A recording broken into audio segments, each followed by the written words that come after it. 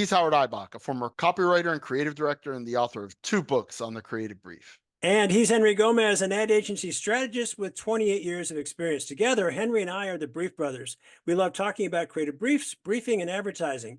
Henry, we have a fascinating guest from London today. His name is Ian Forster.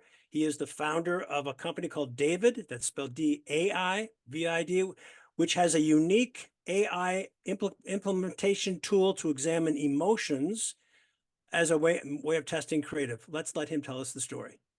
Henry, we're back with another episode. Today we are graced by the presence of a young man in London named Ian Forster. He is I don't remember your title, but you are a founder, the owner, the brainchild behind a company called DAIVID, spelled D-A-I-V-I-D. Get it? A-I?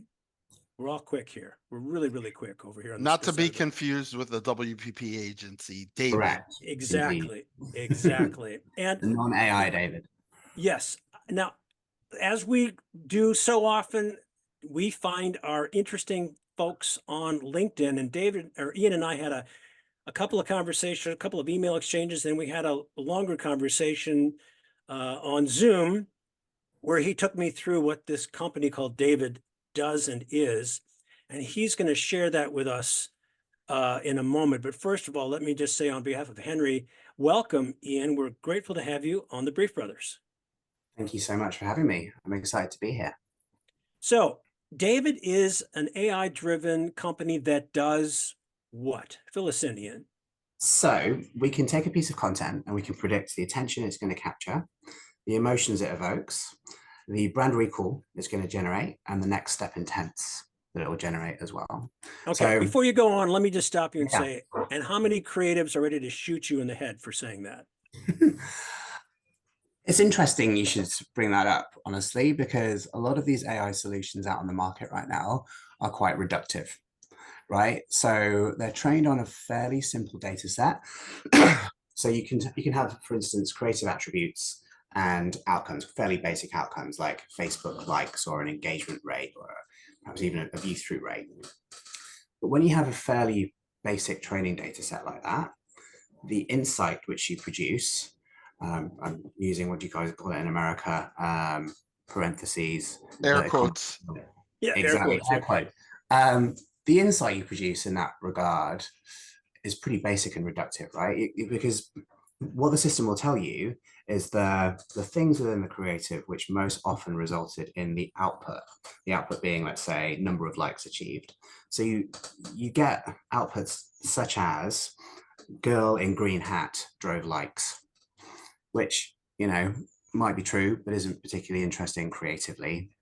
And as a creative director, as a creative team, to get that kind of insight or data, which suggests that you should always put girls in green hats in your content, is obviously a little bit ridiculous. So our system is very different because it's trained on attention, emotions, and memory data, and also survey data. The outputs that it produces are this collection of things resulted in attention being captured in the first second, or this collection of things resulted in certain emotions being evoked. And the insight then becomes, when you evoke certain emotions, you achieve the goal that you're looking to achieve. So we will say to creative people, have you considered evoking pride, nostalgia, inspiration, warmth, any one of these 39 emotions that we're testing for? And actually that becomes quite expansive for the creative team, because you're not telling them they have to put certain things in the creative, you're telling them evoke a certain emotion and you will achieve the output. Going, my partner's back. That's one of the creatives objecting. I just, yes, exactly. Well, I mean, when you say emotion, you get my attention. I'm the creative. Henry's a strategist. I'm the creative, but we both are, passionate about making sure that the brief inspires something important in the creatives. And one of those things, or perhaps the most important thing that every brief should evoke, is an emotion. Mm-hmm. If you can identify that emotion, and we all believe there should be one emotion, because more than one emotion, all of a sudden it tends to be in conflict. But I believe that an insight, and I don't want to speak for Henry here, but an insight really comes down to finding that emotion. And if you find the emotion, an insight is really like close by. So you said Absolutely, to me, 100%. in our initial conversation that your AI program identifies 39 emotions. Correct. Why don't we start there? And that's a lot of emotions. It might sound like a lot of emotions, but there's a difference between emotions and feelings. They're two entirely different concepts, and I'm not sure everybody understands that. Emotions, as I understand it, are innate in all of us. Feelings are individual. We have individual feelings, but we have a core emotions in our biological makeup. There might be researchers and physicians and others who would disagree with me, but that's my layperson's understanding of the difference between the two.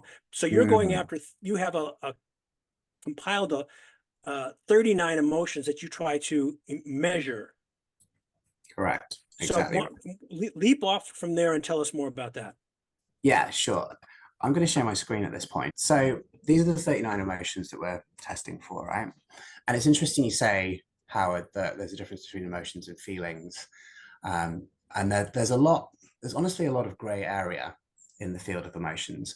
Like, to create this list of 39, this categorization, we've gone deep into academia. So the field of emotions in academia is a really interesting space. Academics don't necessarily agree on what constitutes an emotion. There's lots of gray area and debate, and there's differences across countries and so on. And essentially, to create this categorization, we've taken all that noise, all that huge body of work, and we've condensed it down to this list of 39, which is just really useful for practitioners. And we've done that because so much of why an ad works comes down to the emotions that it evokes, right? For a really successful piece of content to be successful, you need to be cutting through the noise. And to cut through the noise, you need to evoke an intense positive emotion. To cut through the noise in a positive way for the brand. Normally speaking, again, there's some nuance here around like what charities can do and certain brands, but generally speaking, commercial brands should stick to the positive. But intensity is super, super important because that's what raises that ad up above all the other stuff we're being bombarded with on a daily basis. We as humans are programmed by evolution to remember stuff which either makes us feel really bad or makes us feel really good. So from a survival point of view, way back when, if I get bitten by a snake, right, I'm going to remember that day forever. I'm going to stay away from snakes, and that's going to enhance my chances of survival. Equally, if I find like a bush with loads of berries on it, and I stuff my face with those berries, that's a positive for my survival. I'm going to remember where that berry bush is and go back next year when it fruits again.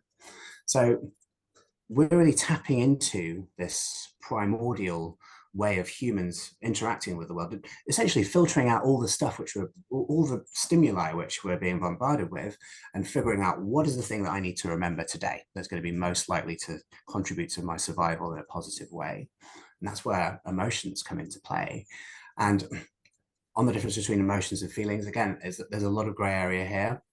Like, emotions can be viewed as core, as universal, and then feelings are individual to that person. Well, how I would respond to that is that if you look at this list, right, all of the emotions on this list can be felt by any human being. We've all felt these things at certain times, but what causes us to feel those things can be very different from one individual to the next. So what makes me feel inspired will be very different to what makes like a French person feel inspired, or a young girl in the UK, or whatever it might be. So I think that's where I draw the distinction, is that emotions are universal, but the drivers of those emotions are different. I was gonna ask about that because I work in multicultural advertising in the US on the Hispanic side, and our whole reason for being is that Hispanics have a cultural nuance, right? So where they value certain things more than non-Hispanic whites in the US do, and they value certain things less. They find certain things appealing or funny that perhaps a non-Hispanic white wouldn't find appealing or funny.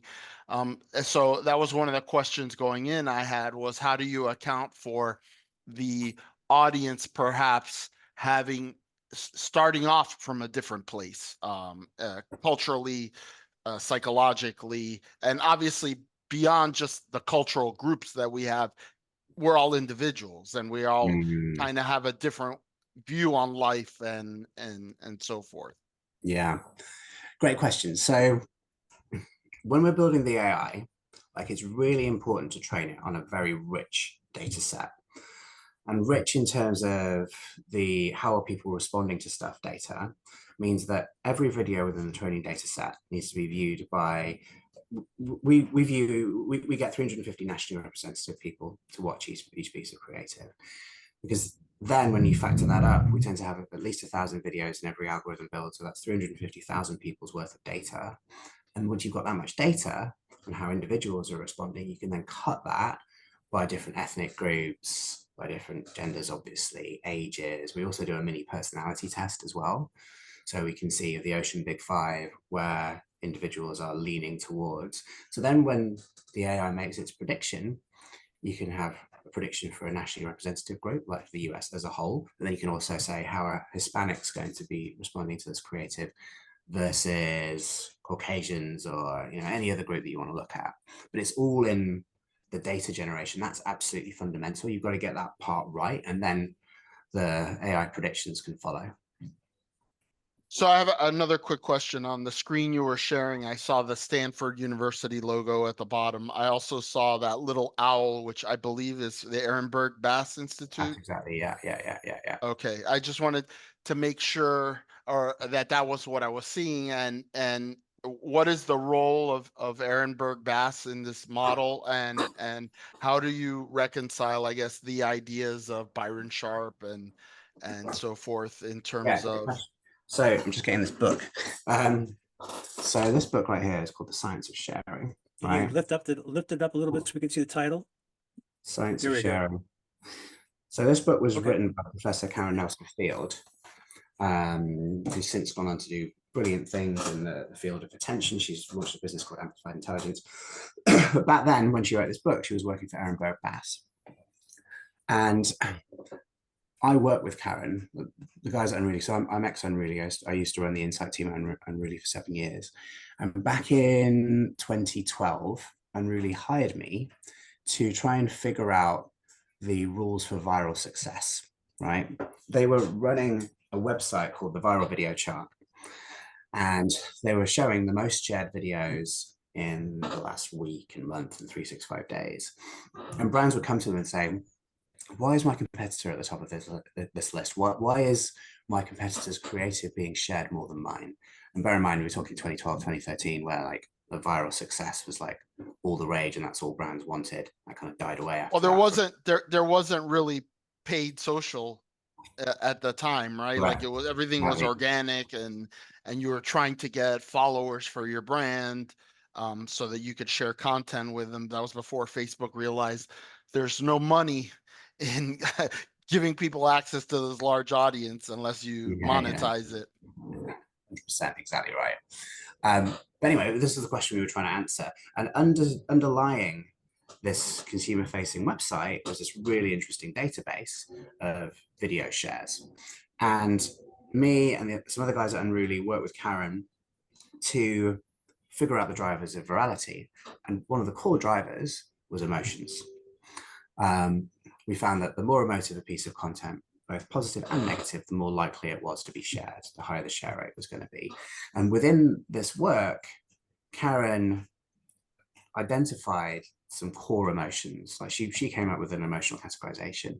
And that piece of work which she did, which is featured in this book, that was the basis, honestly, for everything that we do at DAIVID. We then took that work, we took it to the next level, and really we created our own emotional categorization of 18.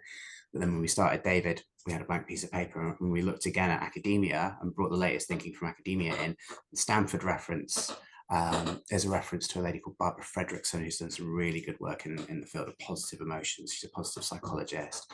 Berkeley on there as well. They've done some really interesting work in emotional categorizations, and those are just like a couple of examples. Honestly, like I could go on, but that's what I mean about bringing this emotional categorization together from lots of different strands and creating something which is, the whole point is that it's really useful. There are more detailed emotional categorizations than the one I've shown you the 39 emotions. There's some with like 200 emotions, 167 and all this, but they're quite unwieldy, and there's quite a lot of overlap between the emotions shown in them. So the challenge is, the trick is to find a really good balance between super granular and not granular enough to be useful. And this is where we've found this mid range with the DAIVID 39. Well, that prompts a question. Why 39? How did you arrive at these 39? And did that take a lot of debate? I mean, I chuckled to myself when I heard that number. It was rather Hitchcockian, 39 steps. Yeah, has his own implications, probably nothing to do with anything, but it just struck me. Did you was there this book that you referenced, did it have a core number and you added on? How did it work? So the science of sharing has, from memory, 10, and then we built on that at Unruly, and we ended up with 18. But even at Unruly, even that emotional categorization was super interesting. It's generating loads of interesting insight. I worked with it for years, but even at Unruly, we started coming up against like the limits of it, like where certain assets, which were very emotive, were not showing up as being emotive within our tests. So we were missing certain emotions which were not being captured by the 18. So I knew we had to go broader than that. Again, we looked at a ton of these studies from academia and then collected our own emotional data, tested a bunch of creative with, now it was something like 65 emotions that we started with. And then we did a factor analysis to see where those emotions were clustering and where there's kind of overlap between certain emotions. And then where there was, we folded them into one another. So because 65 was too many, we kind of knew intuitively that was too complex. We folded them in. Let me get more, forgive me, Ian, for interrupting, but let me get more granular. How did you arrive at these 39? I mean, I looked at that list quickly and I realized I couldn't see, at least on the surface in my first couple of seconds of looking, I couldn't see any overlap. They all seem to be distinct. Right. How did you arrive at, was there a process of elimination? I mean, you talk about how a 12-year-old girl in the UK might feel embarrassment different from a 12-year-old, a 45-year-old man in South Africa. They both feel embarrassment about something, but how they do and what causes it could be entirely different things. Did you loop in? Did you let someone else do that research for you? Did you actually do some? No, we did it. We did it in-house, but leaning on academia, right? We started with the more complex lists from academia, which we knew weren't going to be practical for practitioners. They're just too big. And we knew we wanted to be somewhere in between 18 and about 70. And so we then put a bunch of tests into the field. So we actually tested creative among people. So showed creative to people and asked them which emotions were being evoked. But there would be overlap in what those people were telling us. Like, I felt this one, this one, this one. And then we do a factor analysis to say, right, where is the most overlap? And therefore, which ones could be reduced down? And that's how the 39 emerged. I think there might have been, there were 40 to begin with, but 40 is like a bit of a crap number.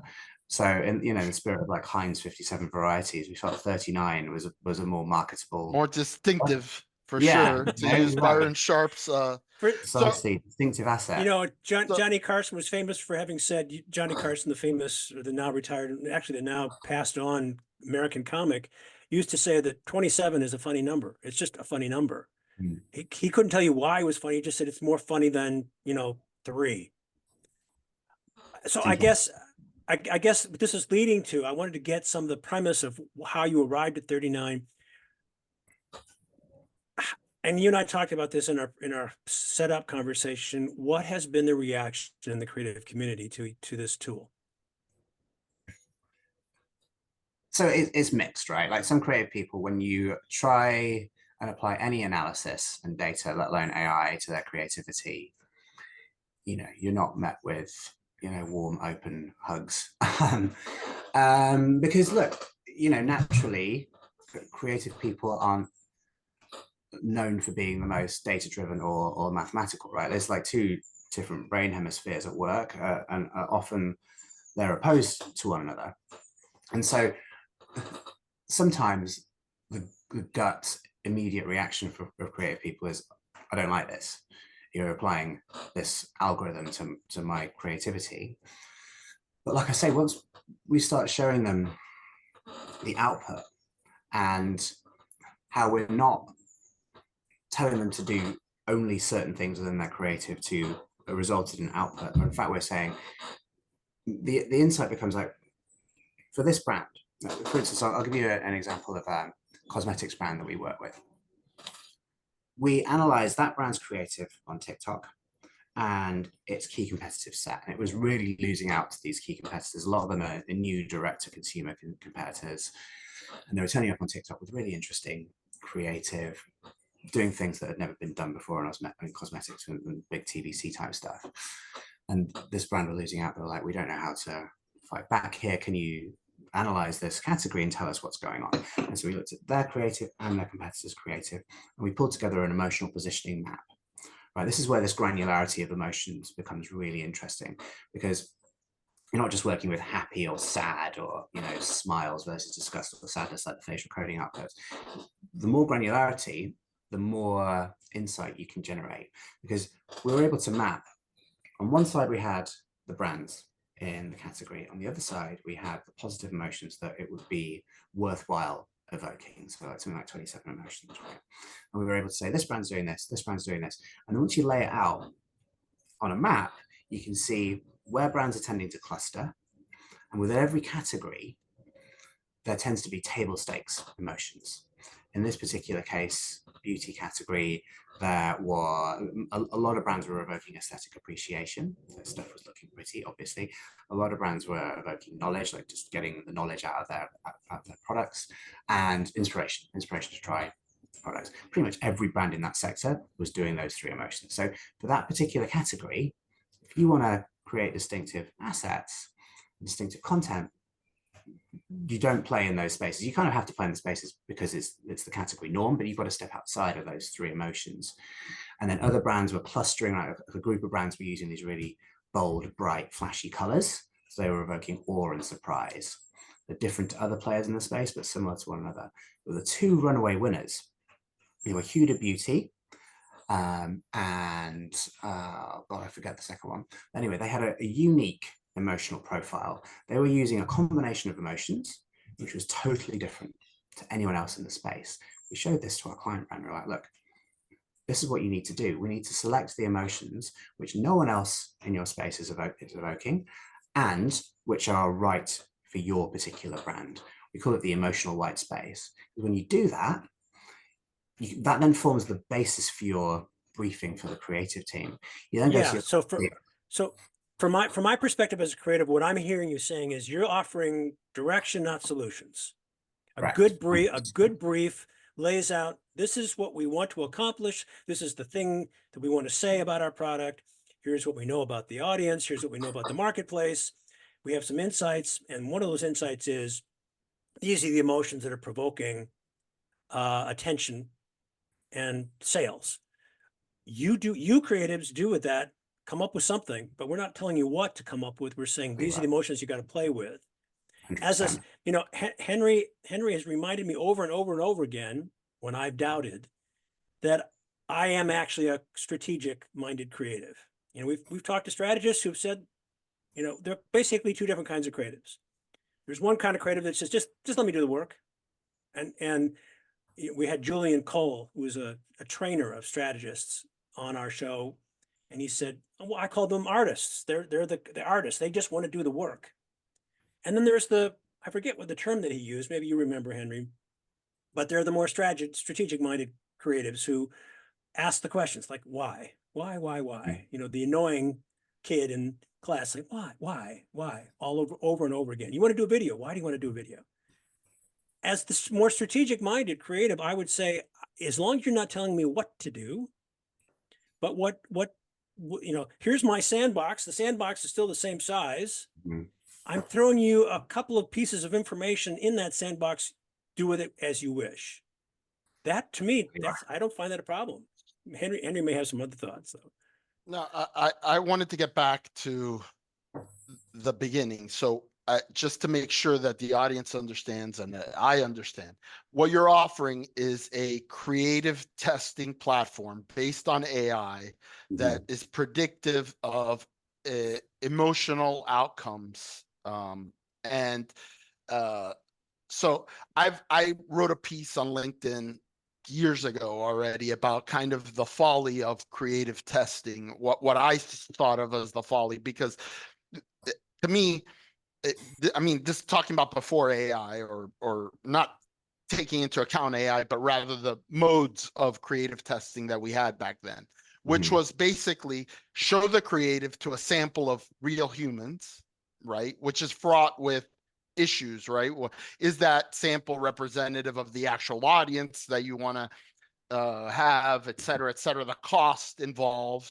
the environment in which they're served the ads, which is not the environment in which they would receive it in the real world, right? Like in a testing situation, it's already artificial compared to real life, where your attention might be distracted, might be, when you're, doing a task in a test. And then there's the real issue of they don't really test for what you would want to know, right? Like you get an opinion from a person about your work that was looked at in an artificial environment, and that's not really predictive of how they would react to it, or even be conscious of it in the real world. So the holy grail, right, is to know whether this ad is going to work, right, or not, in terms of moving the needle on interest in the brand,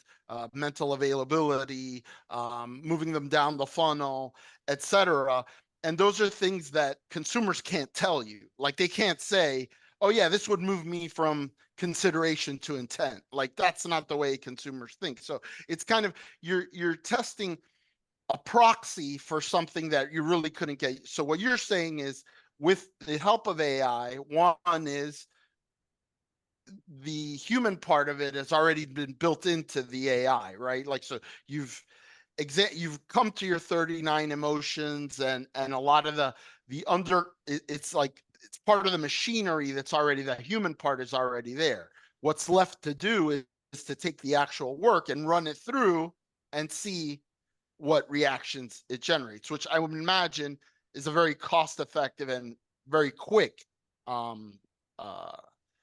way to do it, assuming that we could all believe the output, right? Like, that's the $64,000 question, to date myself, as we used to say in the United States, is, can we believe the results? And I'm not going to question that here, because I think theoretically it's possible, right? We all know AI is something that can be very powerful.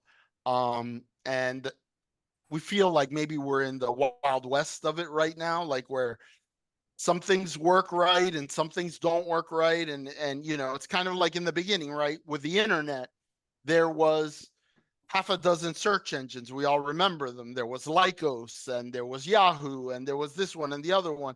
And it was a wild west. And eventually the guys at Google found a way to make search more effective, and it was undeniably more effective. And suddenly that became like the standard. That's not to say that something like AI can't replace it or enhance it, right? And I'm sure that that's at the heart of what Google is doing nowadays. But just kind of getting back to the other question that I had, and by the way, was that all a fair characterization? Yeah, absolutely. Okay. So the question that I have is this only for finished creative, or how would you, like, let's say we were interested in an idea that we want to sell to a client, and can it be done with an animatic, with a storyboard? What is the input that is required in order to, and what are the limitations and parameters of that input? So at the moment, we're working with video content. Like, if you finish video, we've actually been testing it on animatics, and it's producing some really interesting outcomes. Storyboard, I haven't tested. So I'm not sure if I mean, you could put a storyboard into a video. I mean, it's just would be a collection of of images, but a collection of them. I'd be interested to try, but yeah, at the moment, video images coming relatively soon in the next 3 months. But that is the point of what we're doing, is like the old way of testing, right? That Ipsos and Metrics Lab and Kantar and all these businesses have done for years and years, is really good at testing hero content, like big TVCs, your big Super Bowl spot. You know, they're geared up for that. And in that kind of situation, you don't mind if you're spending $10,000 and the results take 2 or 3 weeks because you've got time and you want to get it right. I'm not suggesting people stop doing that. That's, if you've got a lot of money to spend on a particular piece of creative and you're spending millions of dollars putting it out into the world, then I think that's a really good way to make sure that that investment's going to be working in the way that you want it to. But the thing is, nowadays, that those hero content, that hero content, those TVCs, are only a very small percentage of all the stuff which is being pushed out into the world by brands. Because you've got social content, like some of the brands we work with are posting 3 or 4 times a day on social. You've got influencer campaigns, which have 100 influencers, each producing 3 or 4 assets. This explosion of new platforms. You've got retail media, connected TV, Snapchat, TikTok, all this means that just so much more stuff is being created. But the problem is brands are not learning from that big body of work. They've got loads of data, that's producing tons and tons of data. You've got social data, media data. Brands are literally drowning in data, but they have very little insight. And this is why we've created our system, because you're absolutely right. It's a lot cheaper and a lot quicker to test using AI, which means that you can put all of the stuff you're creating and pushing out on social through the AI, and you're learning from it. You're understanding, again, then the metrics which the AI generates are really important, because you can quite easily use an AI system which is telling you certain things about the asset, which it doesn't really matter if you know them or not, because they're not getting to the core of why that creative is working or not, which is why we've specifically trained our AI on attention, emotions, and memory data, because those are the core drivers of any outcome that the brand wants, are driven by those 3 things. So if you can wait, let me forgive me for interrupting. You're saying that intentions is one of the things that you programmed the AI for? Did I hear that right? Yeah, so attention, and memory. Yeah. Okay. So yeah, it's based on. I think we can all safely say that AI really sucks at predicting human intention. It's really good. It's really good at seeing, narrow AI or ANI, artificial narrow intelligence, is good at taking pictures of a car in front of you and seeing whether is it in the right lane or is it not in the right lane, and collecting information like that and telling you, look out, there's a car in front of you who's going to do something stupid. So, and put on the brakes. That's very narrow. But in terms of predicting intention, what humans are going to do, this is one of the reasons why AI cannot read human gestures, for example. Because when I do this, I could be a crossing guard protecting kids who are crossing the streets, but I could also be hailing a cab. And AI is really terrible at distinguishing between that. I mean, I haven't learned an awful lot. So attention. What were the 3? Attention, emotions, and memory. Yeah. Okay. Yeah. Clarify that. So with this system, we're understanding how people are going to respond to creative, right? We're not trying to predict what they're going to do, but we understand how they respond to the creative. And if they're responding to the creative in the right way, then they're more likely to do the thing that the brand is asking them to do, right? So why would you call it testing then, if it's not really testing? I mean, I'm hearing this distinction saying we're not saying this is a good spot. We're not saying this is a bad spot. We're simply saying, if these are the emotions that you want to hit, you've either done a good job or a bad job. We're also testing as well, right? Because exactly. Well, but that's not saying it's a good spot. It's just something, if you were trying to appeal to someone's, to inspire them, Does this spot inspire?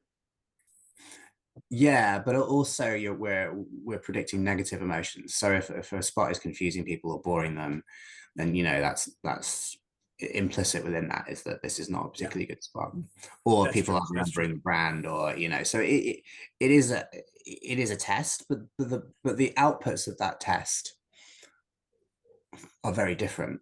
Like they're moving from the what to the why, and that's really critical, because if you can understand the why, then you're learning from what that work is doing. You're learning if it's working or not. Most importantly, why, and then you can improve going forward. This is the whole point of everything we do. That, like specifically the data which we collect, is we've curated those data points from the ground up. Like a lot of businesses, right, have a historic data set, which they've been collecting for years and years and years. They've been testing TV ads for years and years. I'm not going to name names, but they've got this historic data set, which they then need to shoehorn into an AI system to make what they already do quicker and more cost effective.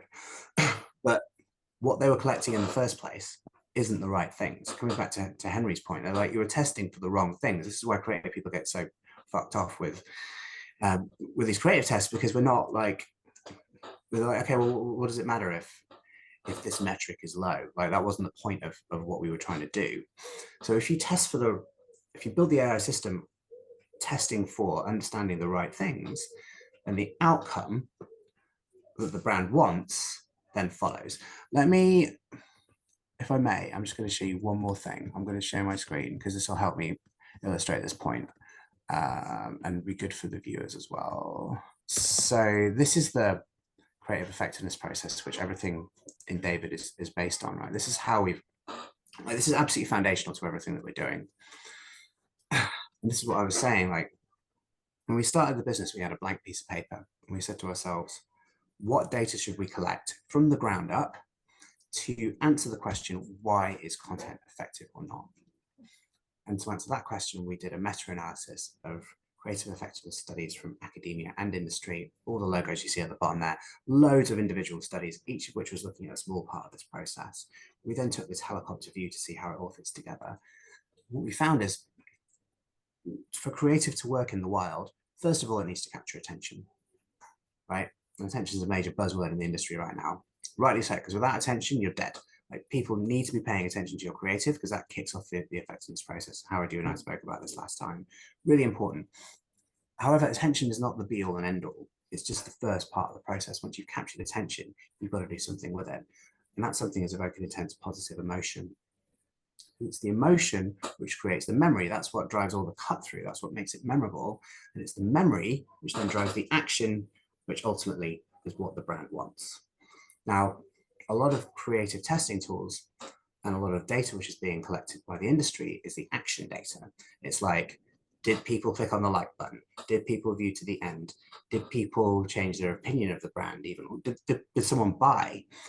All of those outcomes, the action thing on this chart, all of those outcomes that the brand wants are driven by those three things: attention, emotions, and memory. So if we can train our AI system on those three things, we're getting to the why. The action is the what. But if you can understand the why, then you're generating a really cool insight, a really useful insight, which the brand can then use to set their strategy. And this is why creative people like what we do, because when we come to them and say, if you were to dial up inspiration, pride, and nostalgia, you would get the result that the brand wants. Because we've seen in the past that the creative that they've made, which has those emotions and over indexes for them, that is resulting in the outcome that they want. And the creative people are like, that's really cool, because creative people are storytellers, right? You guys love to tell stories. You love to evoke emotions. Why do you want to tell a story? Because you evoke emotions among the audience. This gives them a prompt rather than giving them a story to tell. Right. You're giving them a prompt, and you're saying, make a story that does this, and then they go and make the story, rather than telling them the story is X. Exactly right. Well, So that's what I was trying to say before, Henry, but I think you said it better.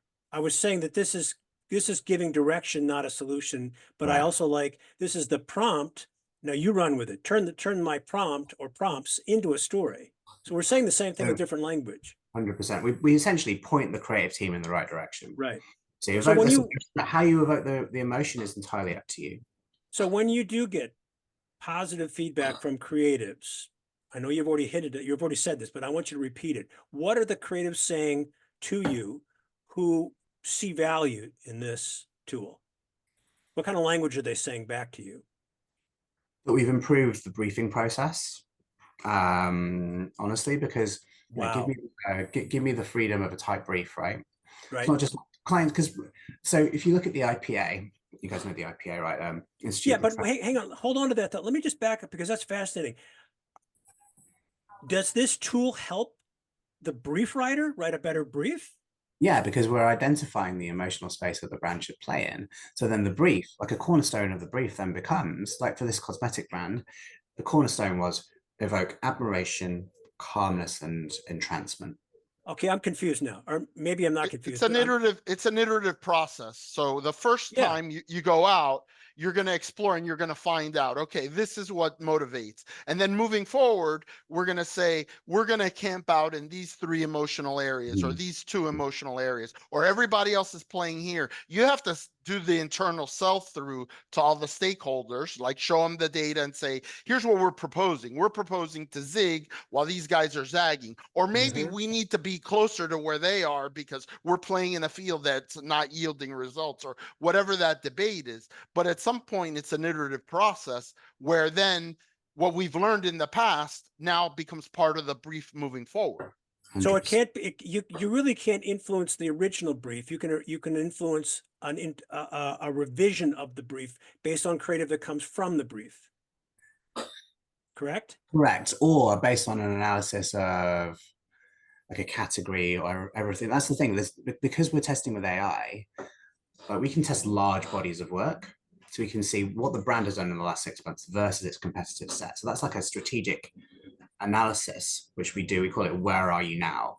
which we do as a kickoff process to say, right, where are you? Where are your competitors? Take historical work from yourself and your competitors, right? Right. Which is something with using the old methodologies, right? Is much more difficult because, again, it's expensive to recruit people. It takes a lot of time, and so you know when we have clients that want to test work, we usually test one of ours, right? And to your point, it's one out of many pieces of content in the campaign. It's just the hero content. And then we have a limit of maybe 2 or 3 competitor pieces that we're searching for in the market to run against it, rather than, hey, let's go back 3 years, grab all of our work, all of our competitors' work that we can gather and throw it in and see where that yields us. As we're running low on time, I do have a couple of questions that I wanted to ask. The first is, Ian, we kind of skipped over this at the beginning. What is your background educationally and professionally that led you to this? Because this is a very niche, obviously, corner of the world. Advertising itself is a niche industry that I lament the fact, like, people don't know what we do in advertising. Like, they have like this, vision for Mad Men or, What Women Want or whatever, like these pop culture depictions. So it's very niche. And then this creative testing is very niche within that. What is your background that led you to this? And then secondly, how do people get in touch with you if they want to learn more about DAIVID and its offerings? Thanks, man. So my background, I did business at university, went on a classic grad scheme. So I was at L'Oreal on the grad scheme, Nestle, Sony Pictures, and I was like corporate, like insight and research. Up until 2012, when I joined the little startup called Unruly. I was the first insight person there. The reason they hired me was to make sense of that viral video chart. And that's when I found this field of emotions and how emotions had a really big impact on sharing, and it just grew from there. Like, I found that emotions aren't just really strongly correlated with video sharing, that's really strongly correlated with all brand outcomes. So you were a brand research and insights guy. Yeah, and then my agency side, and ended up building a global team at Unruly and getting the idea for DAIVID, and here I am. Awesome. Wow. And so how do people get in touch with you? So you can email me, Ian, IAN, at DAIVID, DAIVID.co.co. Yeah, we'll include a link to your website on our post. Yeah, I think this is a fascinating addition to, we try to bring everything back to the brief because that's really what got us started as a podcast. And this is, we've talked to people about should AI or can AI help you write a better brief? And there's some discussion that, yeah, maybe possibly we had a guest who talked about building a tool. To me, this is a much more, I think, useful way to use AI to help. It's looking at what's been done, and then that influences the next round of an improving of the brief. So this is fascinating. So Ian Forster, are you the founder? Would you say you're the founder of DAIVID? Yeah, I'm founder. Okay.